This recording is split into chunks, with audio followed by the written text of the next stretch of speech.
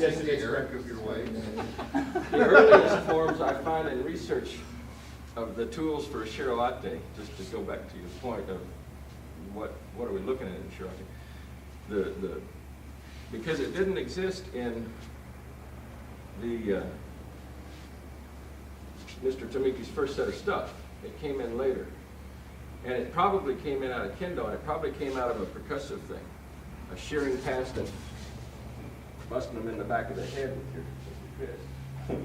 And in fact, some schools and systems still do that for like a knife form, when you cut them down to the top of my head. Right? Bust them in the occipital ridge as a shear passing. Don't even try to throw him. You're just trying to kill him. You're going to bust his neck or put him unconscious.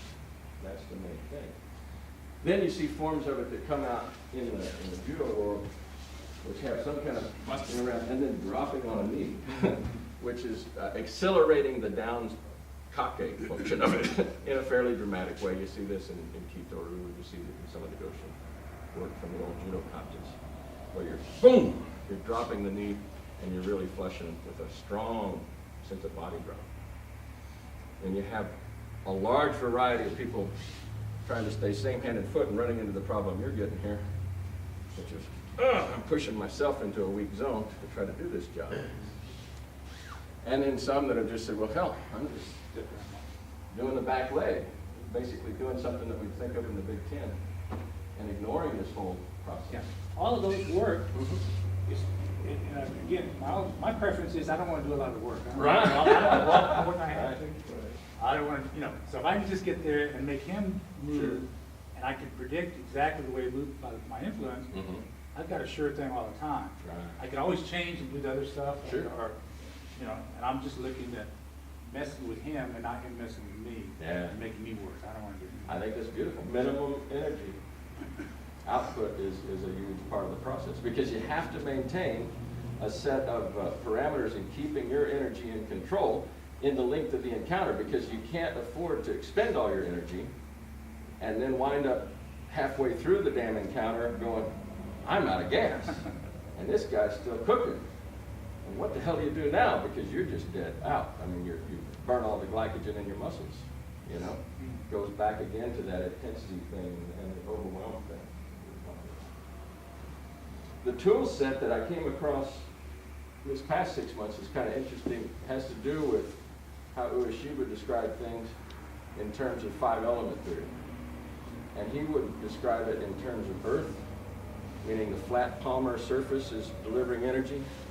So I'm going to lay a palm on the guy, and you have a palm to palm kind of relationship, you're bridging, and earth tends to start into if it starts on a vertical surface, it becomes a horizontal surface, and then it becomes really powerful once it gets horizontal, regardless of he might fall out from under it before it gets there, but basically this is when it starts getting to be boss.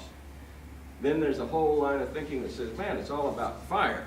Tegatana, this damn line that goes from the pinky down the outside edge of your palm. And you say, man, fire's what it's all about. I'm just going to cut right through him and bust him in the nose. I mean, you're going to shearing actions.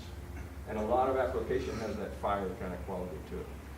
Water is what I see with what's going on with your wrist.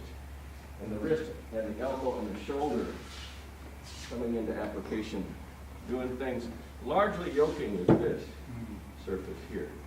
Things that cause the wrist to start engaging, the elbow, the shoulder to get all into activity. And this, it has a tendency to elongate the action rather than shorten the action.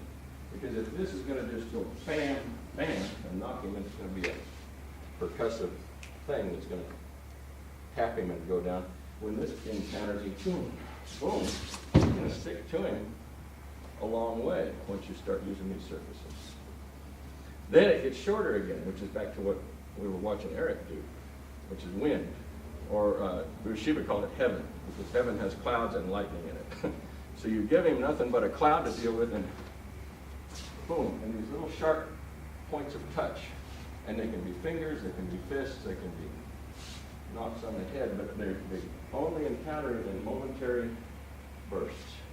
And you can feed all the way across the body doing the thing, which is what I started doing a lovely job of. And void was the final one. And void is the non-obvious. The stuff that, when we see it in the kata with the big example is that it's coming in, that we're stepping into an inconvenient place for him. So we're not doing something to deliver energy directly into his body. We're just going to not be where he wants to be. He's coming in to get me. I think I'll step over here. He tries to readjust. I readjust with him. I go down here. And now he's going to jump off the floor in a second if I'm not careful. So I have to do that way. Where you have an interaction that's affecting them in non-obvious ways. And it goes back to that targeting failure. And it's just a set of tools or a set of parameters that invite variation according to your preference. Because so much is driven by your own subconscious, particularly when you're dealing with your own personality and your own emotion. Because in a fight, all that becomes part of the deal. What is your mind going into it? You're sitting there, Byron's looking at me. You're looking at me? And there's this thing starting to develop. The conflict is brewing. And where you're at when this thing starts, are you in the flighty thing? Are you in the, where's your mind, where's your heart, where's your shin, your kokoro, at the moment when this starts to develop? Because that's going to start influencing what's going to come out of your nervous system, how you're going to be firing your muscles, what sort of tools are going to be most readily provided for. Now we all have basic stuff. We like evasion. As we close the range, we have things that slide off the line. We have things that penetrate into the line and force him to be reactive. We've got a variety of tools to implement in terms of the closing. But once we lay hands on them, what's your mood? What is your attitude? Where is your head at in terms of dealing with this guy?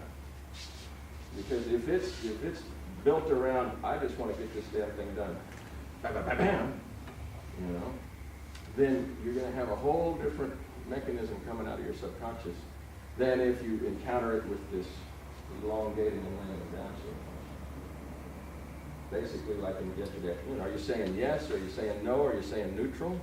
And neutrality, Mr. Tomiki's Mushin thing, just having this zero kind of state in your mind, is probably the broadest canvas to work with, but you have the most facility in terms of sensitivity, at least for me, when you have sort of a positive, like, oh, good, yes, thank you. The man's coming to hit you, and you say, thanks. He tries to move off of this, thanks. He wants to move again, thanks. He's trying to mess with, thank you. And you're just giving him thank you over and over again. And you can be casual about the dancing, okay? So it's has to do with setting your psychology in motion too, and your physical demeanor along with it. So it's like a big set of tools. And the tools are not only what you would prefer, just in your game plan, but also what's going to come out of you naturally. And so you do have your own Aikido. It's not my Aikido, his Aikido, or anybody else's Aikido, Ueshiba's Aikido. It's just a set of frames of reference that you can employ using basic principle that we have that is a solid foundation, but then can be employed in a lot of different preferential ways. Anyway, I don't know if that addressed what we're talking about or not, but I just babble on so. I know that. Blah, blah. I'd suggest we do some Ushiro-ates for a while and try different preferences. Get a dose of other people's way of doing it and sort of feel your way through. Or you can take any other technique you like too. Yeah, it doesn't have to be just Ushiro-ate. But does that sound cool? Get some time going there? Oh, Brian, do you have anything to offer? Sure. Space Ghost himself. All right. Cool. Let's go to work. Play a little while, and then we'll break and talk about it some more and see if you have more feedback.